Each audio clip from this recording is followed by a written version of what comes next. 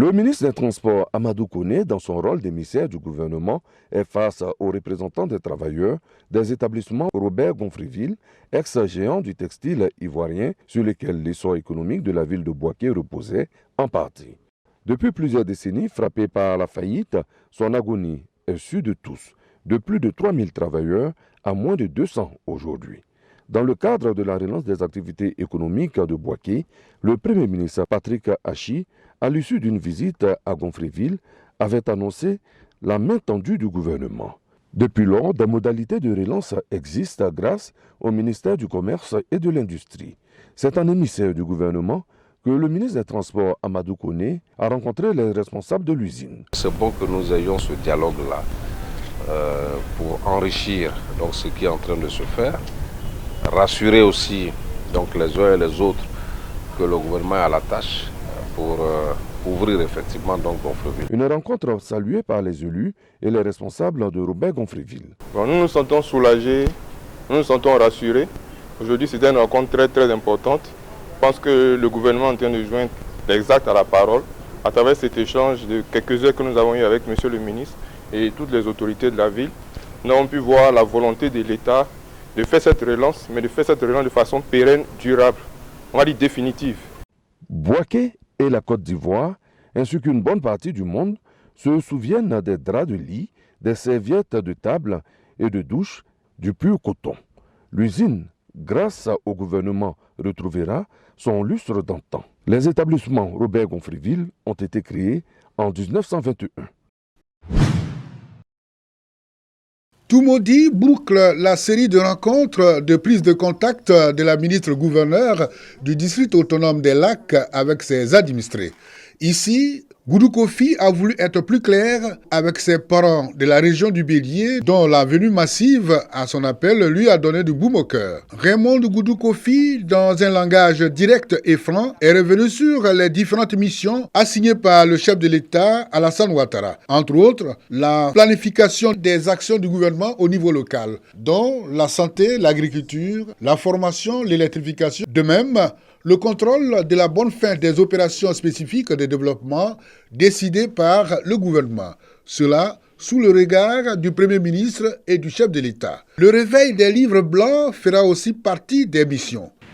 Et ces différents livres blancs avaient été présentés à Son Excellence Monsieur le Président de la République. Lorsqu'il faisait ses visites d'État, il demande donc au ministre-gouverneur autonome des districts de ressusciter, comme on dit, ces livres blancs, que nous puissions mettre en place des comités avec à leur tête le ministre-gouverneur, les préfets, pour que nous puissions, avec les différentes couches constituées de la population, regarder ce qui a été fait et ce qui n'a pas été fait. La ministre-gouverneur évoque également leur rôle dans la sécurité. Les sécurités dues à leur paillage, les conséquences de leur paillage. Ces fossoyeurs qui tuent nos rivières, qui tuent nos lagunes parce que justement, ils extraient les minéraux avec de l'arsenic. On a de moins en moins de poissons et surtout de moins en moins de poissons de bonne qualité. Et malheureusement, le cancer se développe parmi aussi bien les femmes que les hommes. Donc, je vous confie cette mission-là pour que, ensemble, nous prenions cette affaire à bras le corps et que nous puissions sauver nos populations. Élus et chefs coutumiers de la région du Bélier réaffirment leur soutien aux actions du district autonome.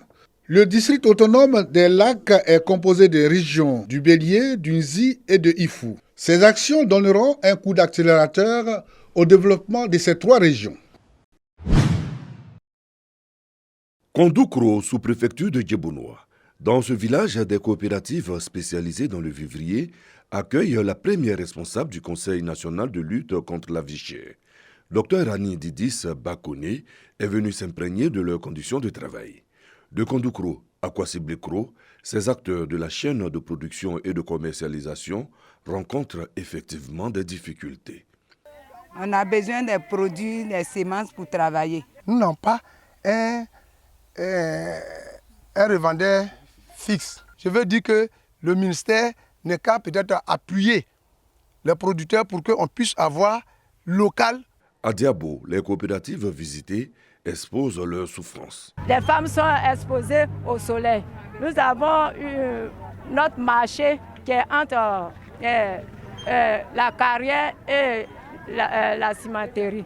Donc nous voulons construire ce marché. Donc on demande au ministre pour qu'il puisse nous aider pour que nous pouvons écouler nos produits à bon prix. Le mois d'octobre, mois du consommé local, est aussi une occasion pour le gouvernement d'être à l'écoute de tous les acteurs, de la production à la commercialisation, en passant par la transformation. Nous voulons leur dire que le gouvernement est à leur côté. Le ministre du Commerce et de l'Industrie, M. Souleymane Diarra-Souba, est avec elles et les encourage. Et tout ce que nous pouvons faire pour les accompagner sera fait. Le mois d'octobre, mois du consommé local, sera lancé officiellement le jeudi 14 octobre 2021 au marché de Gros de Boaké par le ministre du Commerce et de l'Industrie, Souleymane Diarra-Souba. L'objectif, bien entendu, reste de lutter contre la vie chère. La violence faite aux enfants et aux jeunes est un problème mondial, aux conséquences dévastatrices. En 2018, la Côte d'Ivoire a mené une enquête sur le problème. Les résultats de cette enquête attestent que 58% des filles et 66,50% de garçons ont été victimes de violences pendant leur enfance. Et l'enquête a relevé qu'en Côte d'Ivoire, 3 types de violences sont mis en exergue. C'est la violence physique, la violence sexuelle et la violence émotionnelle. Et ces violences ont un impact sur la vie des enfants et des jeunes. Beaucoup d'entre eux ont abandonné l'école. L'université Alassane Ouattara n'étant pas à l'abri de ce fléau, enseignants, chercheurs et étudiants sont invités à travailler sur la question. Ici, vous savez que nous sommes à l'université et en même temps l'université est dans la société. Mais ici, on remarque que l'université même est le centre par excellence de la réflexion et de l'intelligentsia. Donc nous voulons, à travers ce séminaire ou bien ce panel, fédérer toute la communauté scientifique pour qu'on puisse réfléchir ensemble et trouver les moyens idoines pour pouvoir prendre en charge cette question et véritablement sensibiliser toute la communauté scientifique. Les enquêtes sur la violence faite aux enfants et aux jeunes ont été entreprises afin de créer un monde où chaque personne est en sécurité et protégée. Cela en vue de se développer convenablement. Au niveau international, la Côte d'Ivoire est le premier pays francophone à avoir mené une enquête sur ce fléau. 2 écoles maternelles et primaires nouvellement construites et une 3e réhabilitée dans la commune de Niélé, région du Tchologo. Des infrastructures scolaires de plus de 61 millions de francs CFA remises à la famille éducative par la municipalité de Niélé. Ces nouveaux établissements viennent renforcer la capacité d'accueil de la commune et surtout soutenir la politique de l'école obligatoire du gouvernement. Une politique qui vise à scolariser tous les enfants âgés de 6 à 16 ans. Les bénéficiaires de ce projet s'engagent à travailler pour une école de qualité à Niélé. Cette école a été dans un état très avancé de délabrement. Et depuis que je suis ici en 2015, j'ai eu la chance que ce soit sous ma direction que le maire a pu réhabiliter l'école. En tout cas, nous en sommes très ravis, la population de Niélé est très contente. Je suis heureuse que la mairie m'ait offert une école de 3 classes.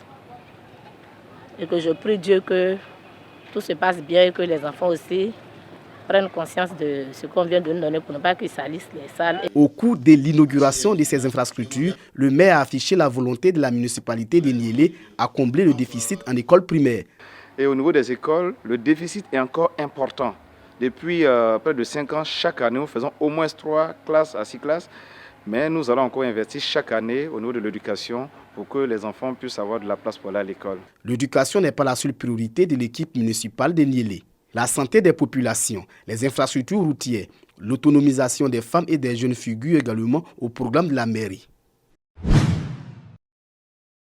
Des tables bancs et des effets scolaires pour l'école primaire de Krofouinsou, village de la sous-préfecture de Botro, dans la région de Béké, dont conjoint du Lance Club Boaké et Abidjan Lagune. Il s'agit d'améliorer les conditions de travail des écoliers et des enseignants de la localité. Un soulagement pour le chef du village. Les responsables de l'école primaire ne sont pas en reste. Quand on voit les enfants assis 4, 5 sur une table, vraiment ça fait mal. Et ce don qu'on vient d'avoir aujourd'hui, ça va soulager un temps soit peu les uns et les autres. Nos enfants pourront bien travailler. On aura au moins des enfants qui vont s'asseoir peut-être à 2, si possible. Mais nous demandons toujours de l'aide parce que nous avons encore besoin de tables. Cette initiative du Lions Club s'inscrit dans le cadre des actions de solidarité du club Service. Nous avons fait un don d'une valeur de plus de 3 millions et nous voulons que ces tables bancs puissent être bien utilisées pour les enfants. Et comme je dis toujours, seul on va vite, ensemble avec la population de Kanfressou, nous savons que nous pourrons aller plus loin. D'autres actions de solidarité du club Service sont prévues afin d'améliorer de manière significative les conditions de vie des populations.